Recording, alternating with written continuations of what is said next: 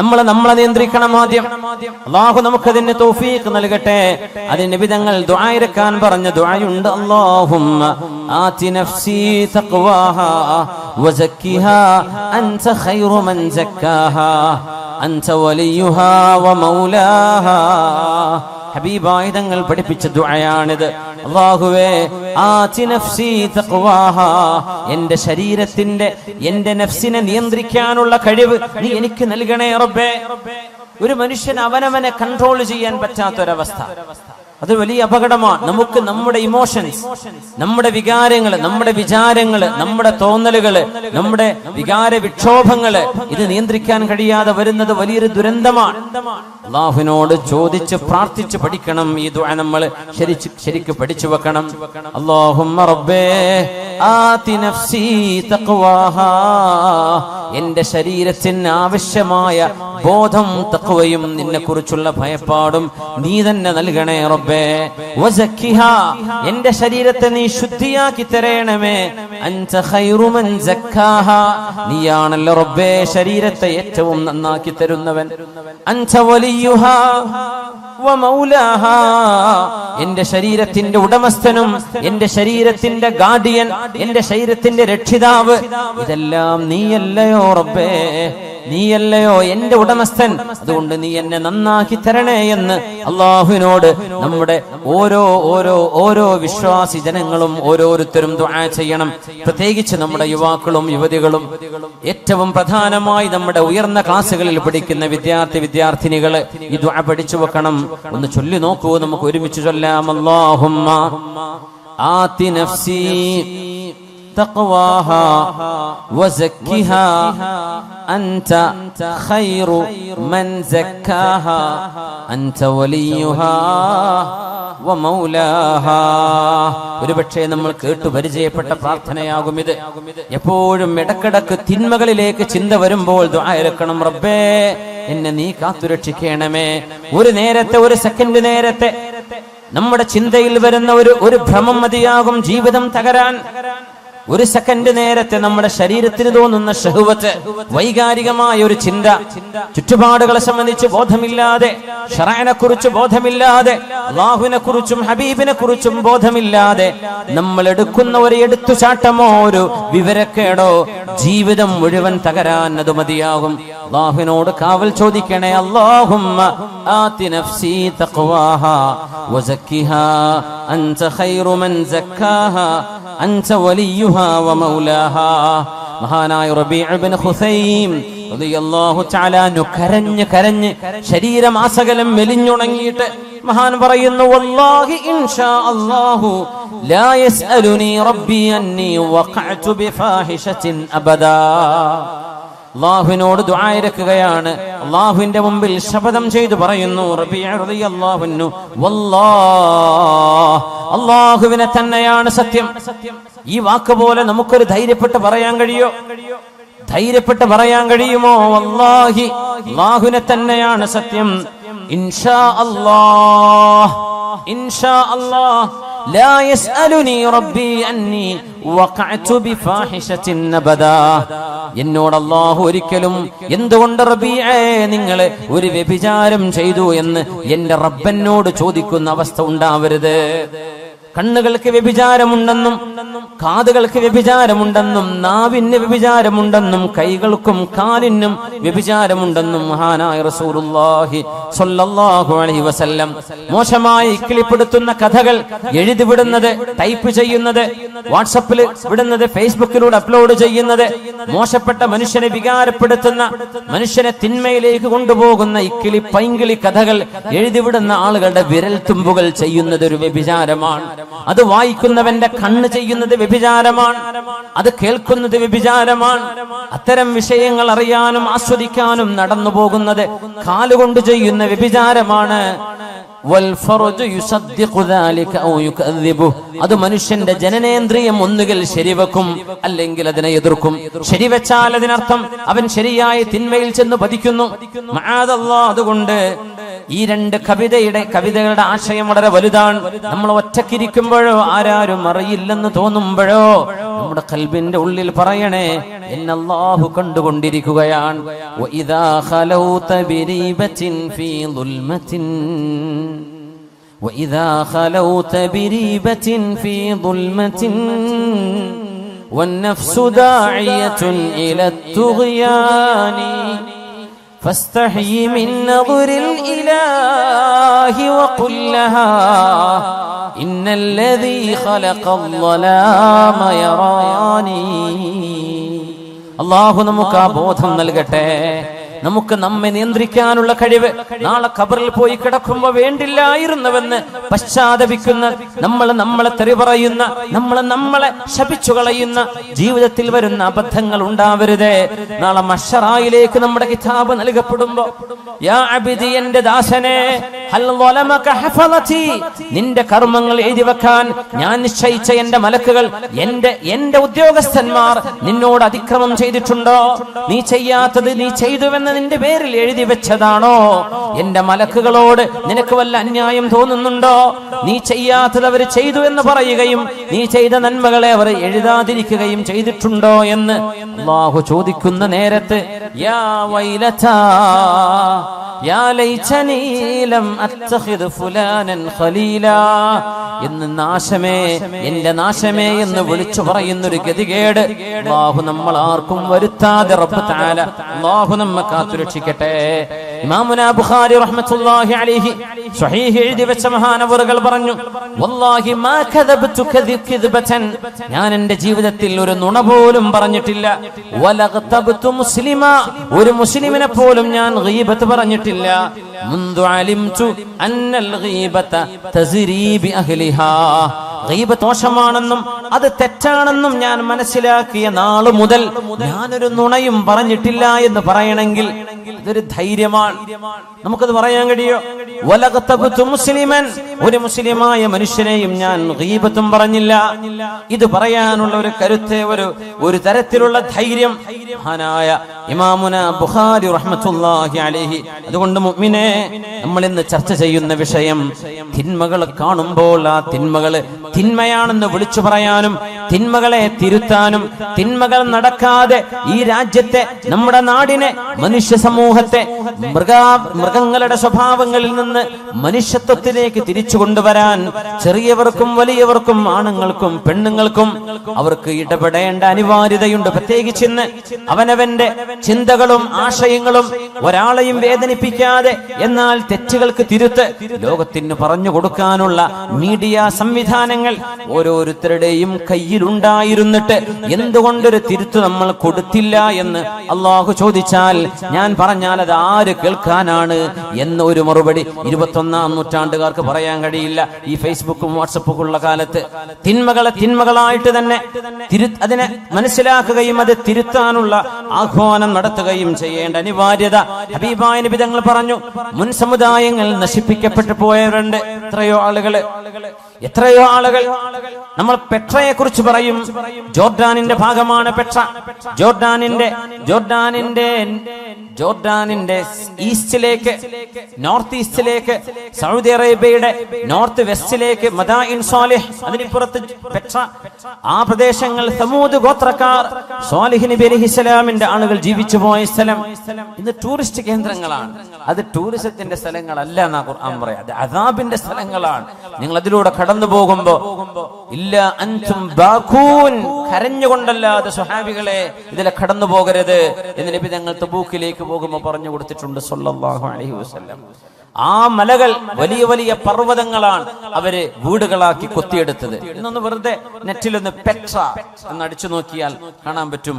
സമൂദുകാർ യൻഹിതൂന മിനൽ ജിബാലി ബുയൂത, അവര് പർവ്വതങ്ങളെ തുരന്ന് വീടുണ്ടാക്കിയവരാണ് എന്ന് ഖുർആൻ പറഞ്ഞതിനെ ശരിക്കും കാണണമെങ്കിൽ ഒരു ഗൂഗിൾ ഇമേജസിൽ പെട്ര, PETRA, പെട്ര എന്നടിച്ചു കൊടുത്താൽ മനസ്സിലാവും. സമൂദുകാരുണ്ടാക്കി വെച്ച മലകൾ, പർവ്വതങ്ങളെ വീടുകളാക്കി മാറ്റിയ ഇന്നും അവിടെ നിലനിൽക്കുന്ന ആരെങ്കിലും പിന്നെ അവിടെ പോയി പാർത്തോ? ആരും പാർത്തില്ല. എന്തേ? ആ സമുദായം നശിപ്പിക്കപ്പെട്ടു പോയവരാണ്. പിന്നെ ആരും അവിടെ അനന്തരെടുത്തിട്ടില്ല. വാപ്പാന്റെ വീട് വലിയ വലിയ മാമലകളാണ്, വലിയ ജനലും വാതിലുമുള്ള വലിയ വീടുകളായി കോട്ടകളാക്കി ഇവർ പണിതത്. ആരെങ്കിലും പാർത്തോ? ഇല്ല. അല്ലാഹു നശിപ്പിച്ചു. ഇറ്റലിയുടെ ഭാഗമായ ഒരു സ്ഥലമുണ്ട്, പ്യൂംപി എന്ന് പറയുന്ന സ്ഥലം. പ്യൂംപി വ്യഭിചാരം പച്ചയായി തെരുവുകളിൽ വ്യഭിചാരം നടത്തിയ ആളുകളാണ്. ആ വ്യഭിചാരത്തിൽ പ്രത്യേകത, എല്ലാ അങ്ങാടികളുടെ ചുമരുകളിലും പുരുഷനും സ്ത്രീയുടെയും നഗ്നമായ രൂപങ്ങളും ചിത്രങ്ങളും പച്ചയായി എഴുതി വെച്ചിരുന്ന ചിത്രപ്പണിയെടുത്തിരുന്ന പ്യൂംപി എന്ന് പറയുന്ന നാട്ടുകാർ ഇറ്റലിക്കാരാണ്. ആ നഗരം അള്ളാഹു നശിപ്പിച്ചത്. ഇന്ന് അവിടെ ചരിത്രാവശേഷിപ്പുകളുണ്ട്. എന്താ? ആ പ്യൂംപിയിലേക്ക് കടക്കുമ്പോ ചെറിയ മക്കളെ, അതൊരു ഒരു മ്യൂസിയം സിറ്റിയാണിന്ന്. അല്ലാഹു തആല പാറകൾക്കുള്ളിലെ തിളച്ചുമറിയുന്ന ഭൂമിക്കുള്ളിലെ ലാവ, അഗ്നിപർവ്വതം ഉണ്ടാകുമ്പോഴുണ്ടാകുന്ന ലാവ പ്യൂംപി നഗരത്തിലേക്ക് അടിച്ചു വന്ന് വ്യഭിചാരത്തിൽ ഏർപ്പെട്ടിരുന്ന ആണിന്റെയും പെണ്ണിന്റെയും ദേഹത്തിലൂടെ ആ ചുട്ടുപൊള്ളുന്ന കുഴമ്പ് പോലെയുള്ള പാറയുടെ അള്ളാഹുവിന്റെ ഈ ലാവയുടെ ആ ഒരു ലായനി ദേഹത്തുകൂടെ കവിഞ്ഞു പോയപ്പോ കിടന്ന കിടപ്പിൽ കല്ലുകളായി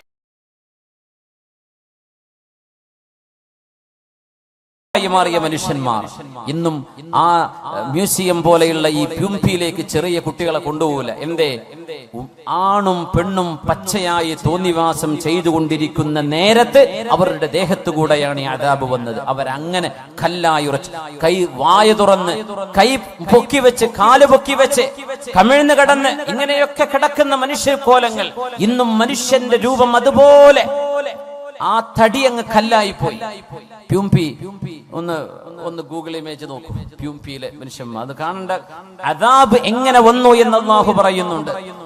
അല്ലാഹു സുബ്ഹാനഹു വ തആലയുടെ അദാബ് വന്ന അത്ഭുതങ്ങൾ ഒരുപാടില്ലേ ലോകത്ത്. എന്തേ? അല്ലാഹു തിന്മകളെ പൊറുപ്പിക്കൂല. ഹബീബായ നബിയുടെ ദുആയുണ്ട് ഉമ്മത്തിന് വേണ്ടി. ആ ദുആയുടെ ബലത്തിലാണ് അല്ലാഹു പെട്ടെന്നുള്ള അദാബ് ഇറക്കാത്തത്. വിശുദ്ധ നബി തങ്ങൾ പറഞ്ഞു, ഇന്നമാ ഹലകല്ലദീന മിൻ ഖബ്ലികും, നിങ്ങളുടെ മുൻഗാമികൾ നശിക്കാൻ കാരണം. അബൂ ദാവൂദ് റഹ്മഹുല്ലാഹ് സുനനിൽ കൊണ്ടുവന്ന ഹദീസ്. നിങ്ങളുടെ മുൻഗാമികൾ അല്ലാഹു നശിപ്പിച്ചത്, ഒരു മനുഷ്യൻ തന്റെ കൂട്ടുകാരൻ തിന്മ ചെയ്യുമ്പോ നീ അത് ചെയ്യല്ലേ എന്ന് പറയും. കള്ളുടിക്കുന്നോട് നീ കുടിക്കല്ലേ എന്ന് പറയും. വ്യഭിചരിക്കുന്നോട് വ്യഭിചരിക്കല്ലേ എന്ന് പറയും. പെണ്ണുങ്ങളുടെ പിന്നാലെ നടക്കുന്നോട് നീ ചെയ്യല്ലടോ, മോശല്ലേ എന്ന് പറയും. പിന്നെ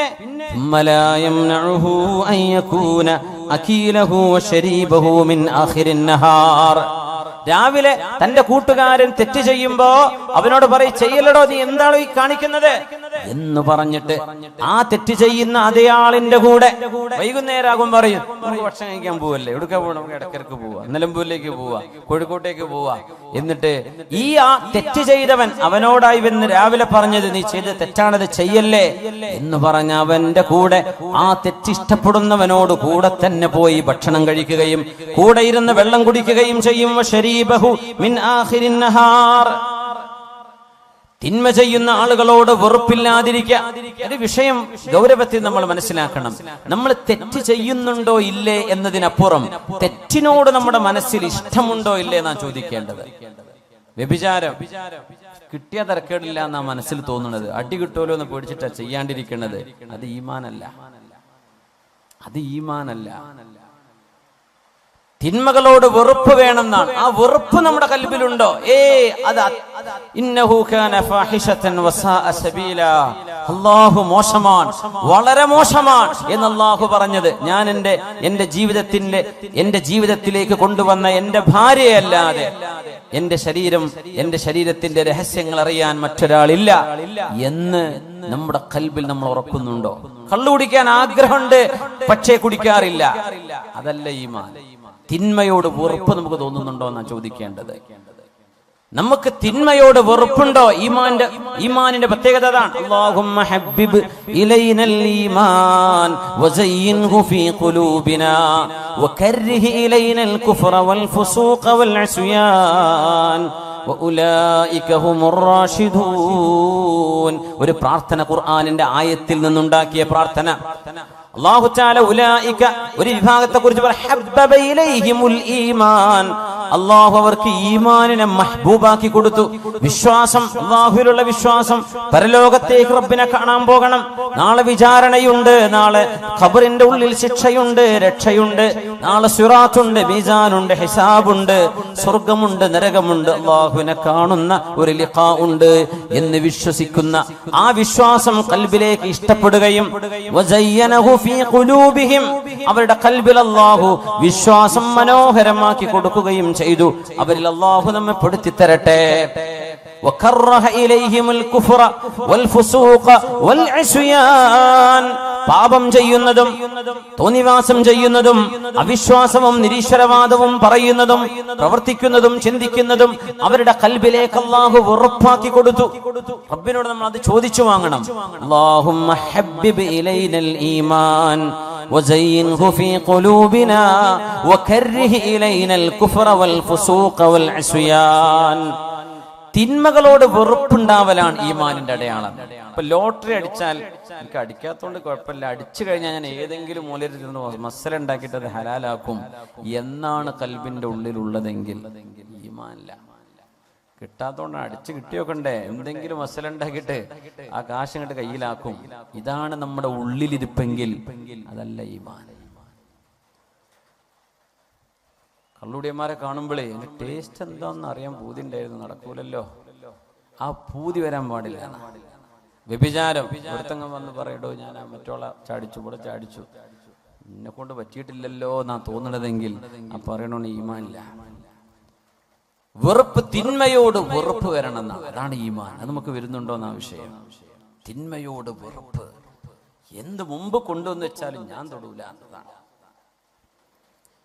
മഹാനായ അബ്ദുല്ലാഹി ഇബ്നു ഹുദാഫത്തു സഹ്മി റളിയല്ലാഹു അൻഹു ഉമറുൽ ഫാറൂഖ് റളിയല്ലാഹു അൻഹുവിന്റെ കാലത്തെ ഫാറൂഖ് റളിയല്ലാഹു അൻഹു മദീനക്കാരോട് മുഴുവൻ, ആ മഹാനുഭാവൻ റോമെന്ന് വരുമ്പോ മദീനക്കാരോട് മുഴുവൻ വിളംബരം ചെയ്തു. മദീനക്കാർ മദീനയുടെ ഗേറ്റിലേക്ക് വന്നു നിൽക്കണം. അന്ന് നഗരങ്ങൾക്ക് ഗേറ്റ് ഉണ്ടാവും. കരുളായിക്ക് ഒരു ഗേറ്റ് ഉണ്ടാവും, നിലമ്പൂർക്ക് ഒരു ഗേറ്റ് ഉണ്ടാവും, എടക്കരക്ക് ഒരു ഗേറ്റ് ഉണ്ടാവും. ആ ഗേറ്റിനുള്ളിൽ കടക്കാൻ പറ്റും എന്ന പോലെ.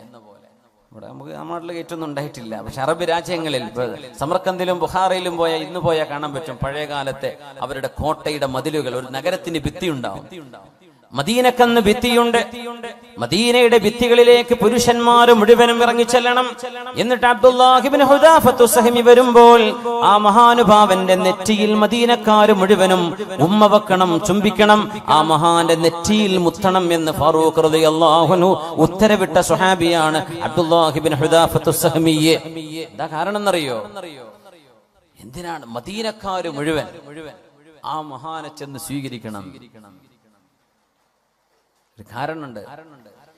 റോമക്കാരുമായി നടന്നൊരു യുദ്ധത്തിൽ ഒരുപാട് മുസ്ലിമീങ്ങളെ അവര് ബന്ദികളാക്കി പിടിച്ചപ്പോ മഹാനായ അബ്ദുല്ലാഹി ഇബ്നു ഹുദാഫത്തു സഹ്മി റളിയല്ലാഹു അൻഹുവിനെ പിന്തിരിപ്പിക്കാൻ ഏറ്റവും ഈമാനുള്ള ഒരാളെ, മുസ്ലിമീങ്ങളിൽപ്പെട്ട ഒരാളെ കൊണ്ടുവാ എന്ന റോമൻ എംപറർ ഉത്തരവിട്ടപ്പോ അന്ന് പിടിച്ചു കൊണ്ടുപോകപ്പെട്ടത് ഈ സ്വഹാബിയാണ്, അബ്ദുല്ലാഹി ഇബ്നു ഹുദാഫത്തു സഹ്മി റളിയല്ലാഹു അൻഹു.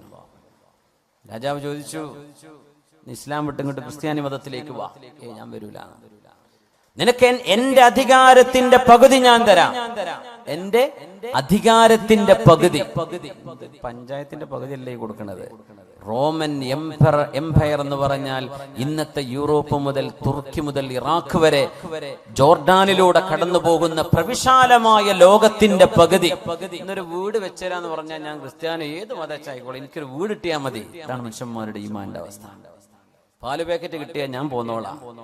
എന്റെ കിഡ്നി ചികിത്സക്ക് പൈസ കിട്ടിയാൽ ആരാ തരുന്ന ഓരോ മതത്തിലേക്ക് ഞാൻ പോരാം എന്ന് പറയുന്ന ഒരു ഈമാനിന്റെ ദുർബലത ഈ മഹാന്റെ സംഭവമായി നമ്മൾ തുലനം ചെയ്യണം. എന്റെ രാജ്യത്തിന്റെ പകുതി തരാം, എനിക്ക് വേണ്ട, ഞാൻ വരില്ല. ഇസ്ലാം ഉപേക്ഷിക്കുന്നില്ലെങ്കിൽ നിന്നെ കൊല്ലുന്നു, കൊന്നോളൂ. എന്നെ പിടിച്ചിട്ട് ഒരു കുരിശിൽ തറച്ചു.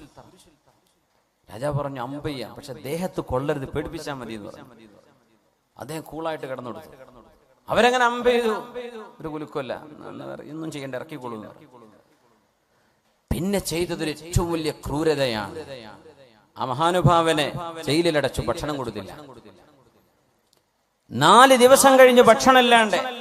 എന്നിട്ട് ഒരു കുപ്പി കള്ളും അതോടൊപ്പം പന്നിമാംസം, പോർക്ക്, പന്നിമാംസം വേവിച്ചതും കൊണ്ടുപോയി കൊടുത്തു, ജയിലിൽ കൊണ്ടുപോയി വെച്ചു കൊടുത്തു.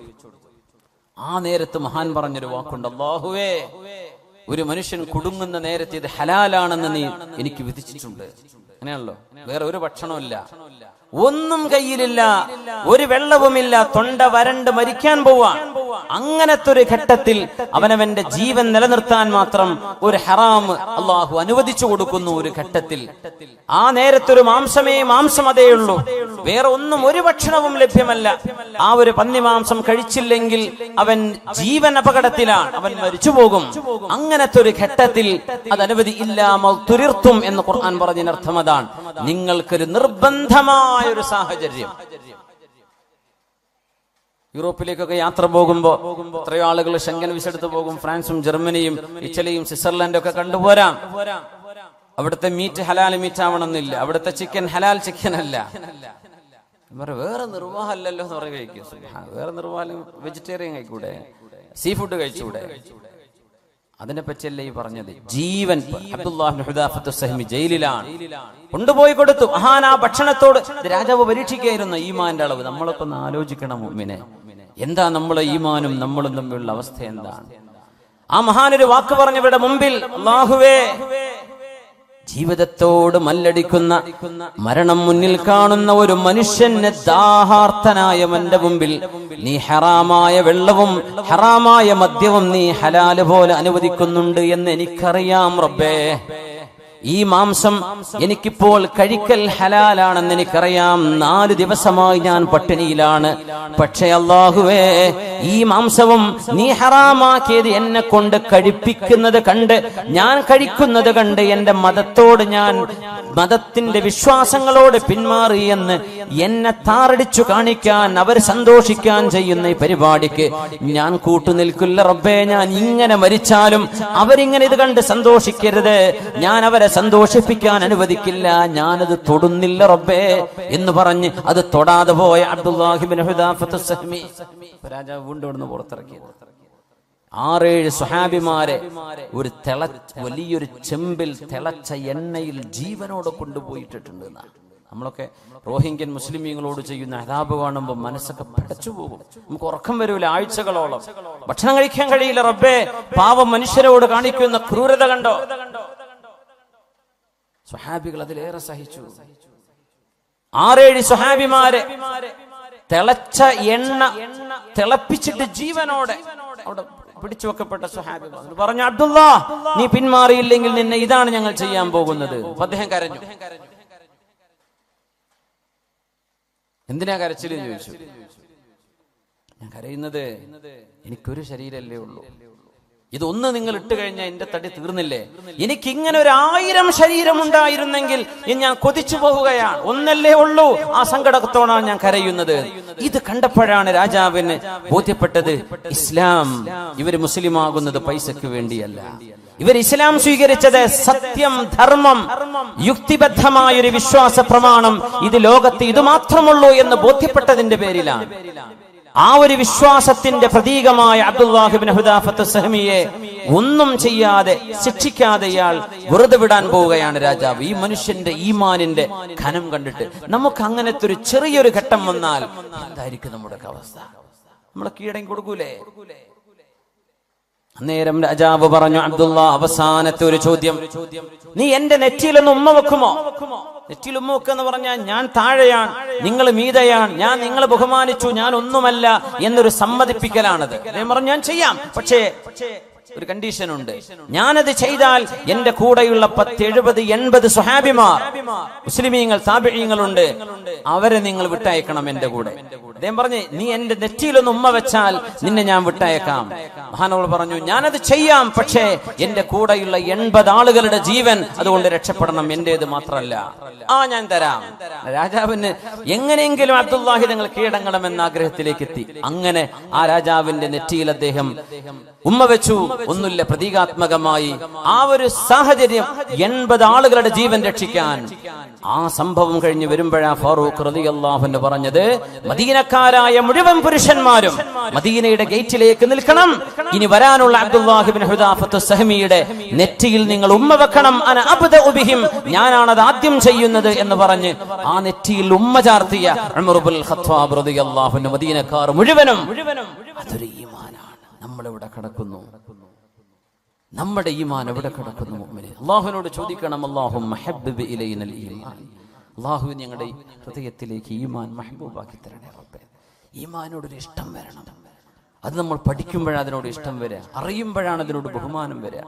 അല്ലാഹുമ്മ ഹബ്ബിബ് ഇലൈനൽ ഈമാൻ وزينه في قلوبنا وكره إلينا الكفر والفسوق والعصيان وجعلنا من الراشدين. എഴുന്നേറ്റ് സ്വലാത്ത് ചൊല്ലിയിരിക്കാം.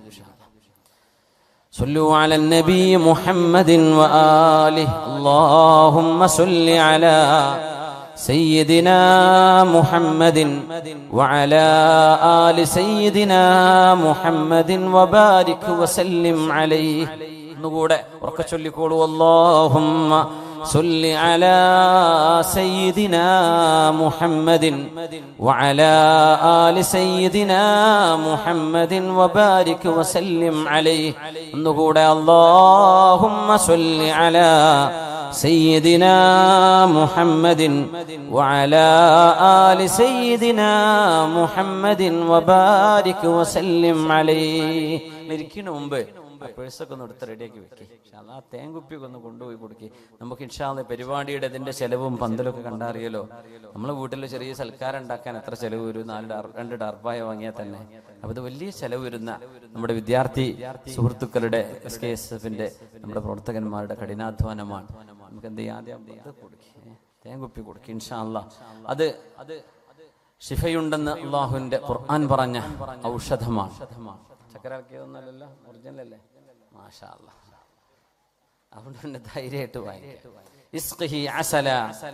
വയറുവേദന വന്ന സ്വഹാബിയോട് നബി തങ്ങൾ, ജ്യേഷ്ഠന് വയറുവേദന നബിയെ തേൻ കൊടുക്കുന്നു പറഞ്ഞു. തേൻ കുടിച്ചിട്ട് വയറുവേദന കൂടി. പൊന്നാര നബിയെ വയറുവേദന കൂടി, ഒന്നുകൂടി കൊടുക്കുന്നു പറഞ്ഞു. ഇസ്ഖി അസല. രണ്ടാമതും അപ്പോഴും പറഞ്ഞു നബിയെ കുടിച്ചതിന് ശേഷം വീണ്ടും വയറുവേദന കൂടിയിരിക്കുകയാണ്. അല്ലാഹ് പറഞ്ഞത് സത്യമാണ്, നിന്റെ ജ്യേഷ്ഠന്റെ വയറാണ് നുണ പറഞ്ഞത്. കൊടുക്ക് തേന്, അത് തന്നെയാണ് അതിന്റെ ഔഷധം എന്ന് പറഞ്ഞു. മൂന്നാമതും കൊടുത്തു, അതിൽ സുഖമായി. വളരെ സ്വഹീഹായ ഹദീസാണ്. ഇൻഷാ അല്ലാഹ് അല്ലാഹു ശിഫ നൽകട്ടെ. ഒരു കുപ്പിയുടെ തന്നേക്ക്. ബിസ്മില്ലാ. എല്ലാവർക്കും കൂടെ വാങ്ങിക്കാൻ എല്ലാവർക്കും തയ്യോ? ഉള്ളവരെന്തേ നല്ലൊരു സംഖ്യ കൊടുക്കുക. ഒരു 500 കുറയാതൊക്കെ കൊടുത്താൽ നമുക്ക് ഏകദേശം നമ്മുടെ ചെലവിലേക്കൊക്കെ കിട്ടുമെന്നും പറയാൻ പറ്റൂലല്ലേ? ഉണ്ടാവോ? ബിസ്മില്ലാ. ഒന്ന് ഞാൻ എടുത്തു, ബാക്കി എന്ത് ചെയ്യാം? എല്ലാവരും വാങ്ങിക്കും. ബിസ്മില്ലാ. നമ്മൾ അരീക്കോട്ട് ഇങ്ങനെ തേൻ കൊടുത്തിട്ട് ഞാൻ വിളിച്ചു നോക്കിയപ്പോൾ അവർക്ക് തേൻ്റെ കാര്യം മുതലായിട്ടില്ല എന്ന് പറഞ്ഞു. ഓരോരുത്തർ 50, 10 കൊടുത്തിട്ട് വാങ്ങിയ തേൻ കുപ്പി തരൂലാൻ പറയാൻ വയ്യല്ലോ സംഘാടകർക്ക്. അപ്പം അങ്ങനെ ആയിപ്പോയത്. ഒരു വാങ്ങിയത് തന്നെ പിന്നെ കടായിപ്പോയി. അപ്പൊ അങ്ങനെ ആയി പോകരുതേ. എല്ലാവരും ഒന്ന് സഹകരിക്കണേ. നിങ്ങളൊന്നും പിന്നെ ഇങ്ങനെ കിട്ടിക്കോണമെന്നില്ല. ഇവിടെ എന്ത് ചെയ്യാ? അള്ളാന്റെ ഹദറത്തിലേക്ക് എത്തിയ സ്ഥലിക്ക് എന്ത് ചെയ്യാ? നന്നായിട്ട് സഹായിക്കുക. ആ പ്രയാസങ്ങളും ബുദ്ധിമുട്ടൊക്കെ അള്ളാഹു തആല സലാമത്താക്കി തരട്ടെ. ഒരു 500 മിനിമം എന്ന് ഞാൻ പറയാൻ പറ്റുന്നവര്, അല്ലാത്തവര് നിങ്ങളടുത്ത് അതിൽ താഴെ ഉള്ളൂ, വേറെ ഒന്നും നിങ്ങളടുത്തില്ല എന്ന് അള്ളാഹുക്കും നിങ്ങൾക്കും അറിയാം. എന്നാൽ പിന്നെ നിങ്ങൾ പറ്റുന്ന കൊടുക്കുക ഇൻഷാ അല്ലാഹ്. അപ്പോ അള്ളാഹു ഖൈറാക്കി തരട്ടെ. സഹോദരിമാരെ ഭാഗത്തേക്ക് കൊണ്ടുവരണ്ട, അവർ ഭാഗത്തേക്ക് കൊണ്ടുവരും. എല്ലാവർക്കും തികയോ? അത് കഴിഞ്ഞിട്ട് മതി, ബാക്കി നമുക്ക് ബക്കറ്റ് കൊടുക്കാം. ആർക്കെങ്കിലും സ്വതക്ക ചെയ്യാൻ താല്പര്യം ഉണ്ടെങ്കിൽ ഇൻഷാ അല്ലാഹ് അല്ലാഹു തൗഫീഖ് ചെയ്യട്ടെ. അതുകൊണ്ട് മുഅ്മിനേ, ബിസ്മില്ലാഹിർ റഹ്മാനിർ റഹീം. لعن الذين كفروا من بني إسرائيل على لسان داود وعيسى بن مريم ذلك بما عصوا وكانوا يعتدون كانوا لا يتناهون عن منكر فعلوه لبئس ما كانوا يفعلون. സൗണ്ട് പെർഫെക്റ്റ് ആണ്. സൂറത്തുൽ മാഇദ. ഒരു വിഭാഗം ആളുകളെ 2 പ്രവാചകന്മാർ ശപിക്കാൻ കാരണം കാനൂ ലാ യതനാഹൗന അൻ മുൻകരിൻ ഫഅലൂഹ്, അവർ ചെയ്തുകൊണ്ടിരിക്കുന്ന തിന്മകളെ അവരാരും എതിർക്കാത്തവരായിരുന്നു, കണ്ടില്ലെന്ന് നടിക്കുകയായിരുന്നു. നമ്മുടെ ചുറ്റുവട്ടത്ത് കൂട്ടുകാരെ പറ്റി അറിയും. ചിലർ പറയില്ലേ, ഓനെ കുറച്ച് അഫയർ പ്രശ്നമുണ്ട്, ഓൻ പെണ്ണിന്റെ ആളാണ്, ഓൻ കള്ളിന്റെ ആളാണ്, ഓൻ മയക്കുമരുന്ന്, ഒന്ന് മയങ്ങനുണ്ട്, ഓൻ പെയിന്റ് അടിക്കുന്നുണ്ട്, ഓൻ അതുണ്ട്.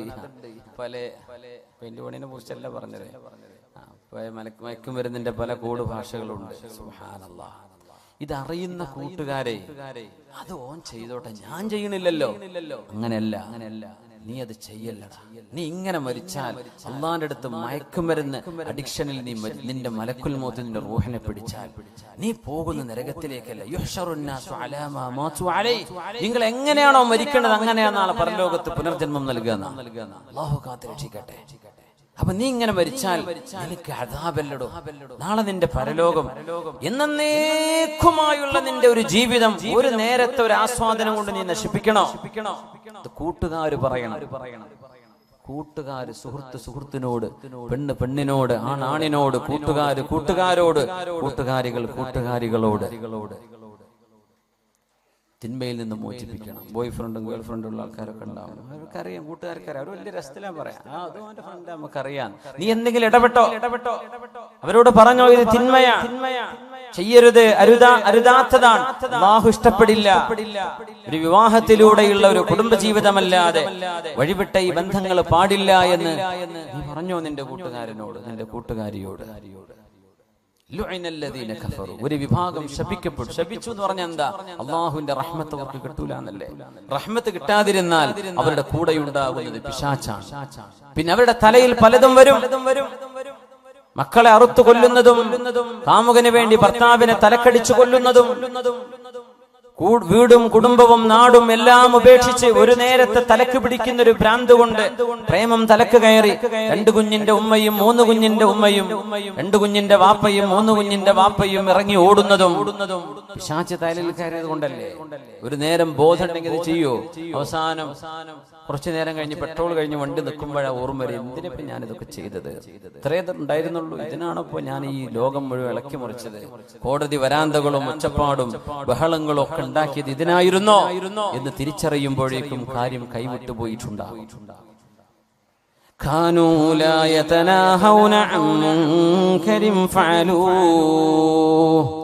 അവര് ചെയ്യുന്ന തിന്മകൾ കാണുമ്പോൾ അവരാരും അത് എതിർക്കാറില്ലായിരുന്നു. നബിതങ്ങൾ പറഞ്ഞല്ലോ സല്ലല്ലാഹു അലൈഹി വസല്ലം, രാവിലെ തിന്മകൾ ചെയ്യുന്ന ആളുകളെ കാണുകയും അവരെ എതിർക്കുകയും ചെയ്യുന്നവർ അവരോടൊരു വെറുപ്പ് തോന്നാതെ വൈകുന്നേരം അവരുടെ കൂടെ ഇരുന്ന് ഭക്ഷണം കഴിക്കുന്നവരായിരുന്നു. അതുകൊണ്ടാണല്ലോ അനഹുമുല്ലാഹു വഹവലഹും ഖിറദതൻ വഖനാസീർ, അല്ലാഹു അവരെ കുരങ്ങുകളായും പന്നികളായും രൂപം മറിച്ചത്.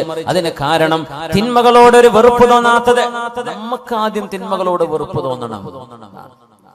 ബാങ്ക് പലിശയാണ്, ബാങ്ക് ജോലി പലിശയുമായി ബന്ധപ്പെട്ട ജോലിയാണ്, അള്ളാഹുവിനോട് യുദ്ധം ചെയ്യുന്ന പരിപാടിയാണ്.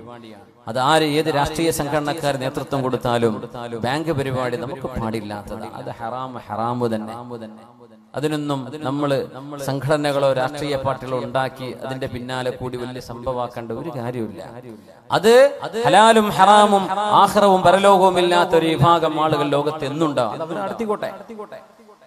അവർ നടത്തിക്കോട്ടെ. നമ്മൾ പറഞ്ഞു ഒരു ജോലിയും കിട്ടിയില്ല, ബാങ്ക് ജോലി കിട്ടിയ നാട്ടില് ബാങ്ക് മാനേജറായി ജോലി കിട്ടിയ ഞാൻ കയറുമായിരുന്നു. റെക്കമെൻഡേഷൻ നടക്കുക. നമ്മുടെ പാർട്ടി നേതാവ് ഉണ്ടല്ലോ, ജില്ലാ നേതാവിന്റെ കാല് പിടിച്ചേക്കാം. എന്തിന് നമ്മൾ നടക്കുന്നു? ഒരു ഹറാമ് നമ്മൾ ചോദിച്ചു വാങ്ങാനോ വെറുതെ കിട്ടിയെടുക്കാൻ പാടില്ലാത്ത സംഗതിയാണ്. നമ്മളെന്താ പറയാ, എന്താ ശമ്പളം 70,000, 80,000, 1 ലക്ഷം, 1.5 ലക്ഷം, പിന്നെ എടുത്തൂടെ? നമുക്കൊക്കെ എന്ത് ഈമാൻ. അല്ലാഹു യുദ്ധം പ്രഖ്യാപിച്ച വിഷയമാണ് പലിശയുടേത്. പലിശയുടെ ഇടപാടുകളോട് അള്ളാഹു യുദ്ധം പ്രഖ്യാപിച്ചു.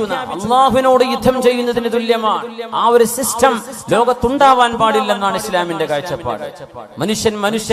ഒരു മനുഷ്യന്റെ സഹായം ആവശ്യമായ രംഗത്ത് അവന് സഹായം കൊടുക്കുന്ന കാശ് കൊണ്ട് അവനെ ചൂഷണം ചെയ്യരുത്.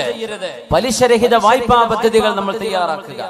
പലിശയുമായി ബന്ധപ്പെട്ട ഒരു ജോലിയും മുസ്ലിമിന് എടുക്കാൻ പറ്റൂല. അതിന് ഞാൻ എതിർത്ത് എന്ത് ക്ലിപ്പറക്കിയിട്ടും കാര്യമില്ല. മുസ്ലിമിനത് പറ്റൂല. ഞാൻ മുസ്ലിമിനെ പറയുന്നത്. മുസ്ലിം അല്ലാത്ത പലരും ഇതൊരു പക്ഷേ യൂട്യൂബിലൊക്കെ കേട്ടേക്കാം. നിങ്ങൾ മിണ്ടാണ്ടിരുന്നാൽ മതി. ഇത് മുസ്ലിമീങ്ങളോട് ഈമാനുള്ളവരോടാണ് ഞാൻ പറയുന്നത്. നമുക്കത് പാടില്ല. വെറുതെ കിട്ടിയാലും പാടില്ല. കിട്ടിയ തരക്കേടില്ല എന്നാണ് മനസ്സിലുള്ളത്. അപ്പൊ തിന്മയോട് വെറുപ്പില്ല എന്നല്ലേ അർത്ഥം. അത് കുറ്റകരമാണ്. നാളെ പരലോകത്തേക്ക് വരുന്ന ഒരു വിഭാഗം ആളുകളുടെ കർമ്മങ്ങളെ ഖിയാമത്ത് നാളിൽ വരുന്ന ഒരു വിഭാഗം ആളുകൾ ബിഅഅമാലിൻ കജിബാലി തിഹാമത ബൈളാ യജ്അലുഹു അല്ലാഹു ഹബാഅൻ മൻസൂറാ. മഹാനായ സൗബാൻ റളിയല്ലാഹു അൻഹു ഉദ്ധരിക്കുന്ന ഹദീസ്, സ്വഹീഹായ ഹദീസ്. ഒരു വിഭാഗം ആളുകളുടെ കർമ്മങ്ങൾ മലകളോളം വരുന്ന അമലുകളുമായി വരുന്നവര്. മലകളോളം നമുക്കൊക്കെ നമ്മളെ അമല് ഈ സ്റ്റേജിന്റെ തറയോളം ഉണ്ടാവും. അല്ലാഹു അലം. മലകളോളം അമലുമായി വരുന്നവര് അല്ലാഹു പൊടിപൊടിയാക്കി കളയുമെന്നാണ്. അല്ലാഹു സ്വീകരിക്കൂല. ഭയങ്കരമായ ദിക്റും സലാത്തും ഹജ്ജും കൊല്ലം ഉംറയും ഒക്കെ ചെയ്തിട്ടുണ്ട്. റമദാൻ ഹറമിൽ കുത്തിയിരിക്കുന്ന ആളാ. നാട്ടില് വട്ടിപ്പലിശേനെ പരിപാടി ഒരു കാര്യമില്ല. ആകാശങ്ങ് പോയി എയർലൈൻസിൽ ലാഭായി എന്ന് മാത്രം, വേറൊന്നും കിട്ടിയില്ല. ട്രാവൽസ് يجعلها الله هباء منثورا جلهم لنا صفهم لنا يا رسول الله لئلا نكون منهم ونحن لا نعلم. നബിയെ അത് ആരാണെന്ന് പറഞ്ഞു തരുമോ നബിയെ? ആരാണ് അല്ലാഹു അങ്ങനെ കർമ്മങ്ങൾ സ്വീകരിക്കാതെ പോകുന്നവർ? ആരുടെ അമലാണ് അല്ലാഹു സ്വീകരിക്കാത്തത്? ഞങ്ങൾ പറഞ്ഞു കൊടുത്തു. ആരാണെന്ന് അറിയുമോ? നമ്മൾപ്പെട്ടവരെ, നമ്മുടെ ആശയങ്ങളുള്ളവരെ, ഇസ്ലാമിന്റെ ഭാഷയിൽ സംസാരിക്കുന്നവരെ.